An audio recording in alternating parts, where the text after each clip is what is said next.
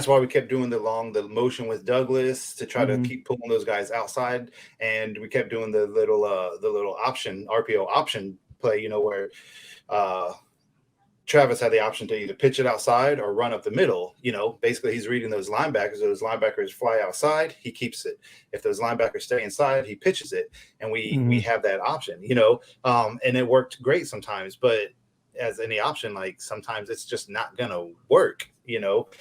If we hit those plays, those big play opportunities, it's a completely different ball game. But we didn't, and all of a sudden our offense went very stagnant. But then as soon as we made some more plays, guess what happens? Stuff starts to open up, and we are able to move the ball. So you'll see that next week against BC. You'll see that against Florida as well. When we are hitting those plays, our offense will move. When we are missing those plays, and they're open, it's not even like we're calling them and it's just missing because their defense is playing well. We're just not playing well and executing to get those plays. Like, defense had nothing to do with Parchment. I'm going to stop and celebrate because I made a good move off the line.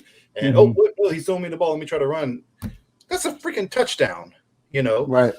So, that's the thing there. And, like, on defense, we said, like, it's going to be about our defensive line. If we are dominant on the defensive front and we put pressure on Van Dyke, then, we can force him into some mistakes. We did. As soon as they started getting a little bit of momentum and our defensive line wasn't quite as dominant and getting quite as much pressure, they started getting some stuff. But as soon as we started getting more pressure on them, boom. Let's talk about that play by Parchment. So that knucklehead play where he stopped running, he made up for it on that fourth down. He went up, got the ball. Players make plays, and what a huge play. Unexpected on my end. Unexpected. Yep. That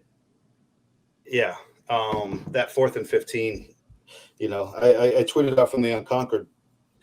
Sorry, my emotions are going crazy. I tweeted out from the Unconquered, because I had said, hey, 7 can go back to Kansas, after he stopped running, and then he makes that play and delete. Yeah. It's huge, and stuff like that, like, can make a lot of bad mistakes that you've made in the past, can make fans forget about it. Big plays like that. He made a big play, he got open, made a big play, and got us right down to the goal line and set up the game-winning touchdown. And it was beautiful to see. We haven't always made those kind of plays here lately. And, big-time players make big-time plays in big-time games. I don't know if I'd call him a big-time player, but he made a big-time play in a big-time game. He was today. In that moment. On that one play, in that moment. Let's talk about this. I thought Florida State had to win this game with all the recruits that were in until this weekend. There's a lot of, top flight kids there. They needed a good showing, but they needed to get a W. And we'll talk about this in a minute, but they got that W with a ton of recruits that were in action and a great atmosphere and a great rivalry game. So looking at Travis, what were his stats? I know, second half he was not as efficient in the first, but what did he finish? He was 19 of 27 for 284 yards with no touchdowns, no interceptions, 3 sacks, and then 62 yards rushing and 2 touchdowns. That's double the average that they've been letting him throw. Yeah. So they definitely opened up the offense with him today. I did like the motion, getting outside the pocket and coming back to the guys that were finding a spot in the middle. They find a lot of success with that. That play with Ja'Kai Douglas, love it. Right down the sideline. He had his man beat by 3 yards.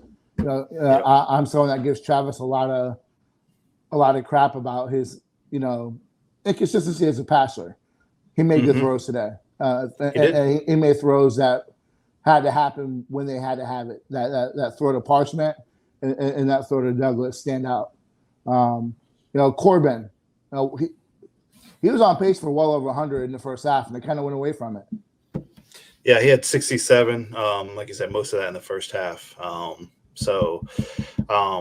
Yeah, I mean, they went away from him a little bit. They gave Ward a lot more too. Ward What up, had Ebo? Let's go.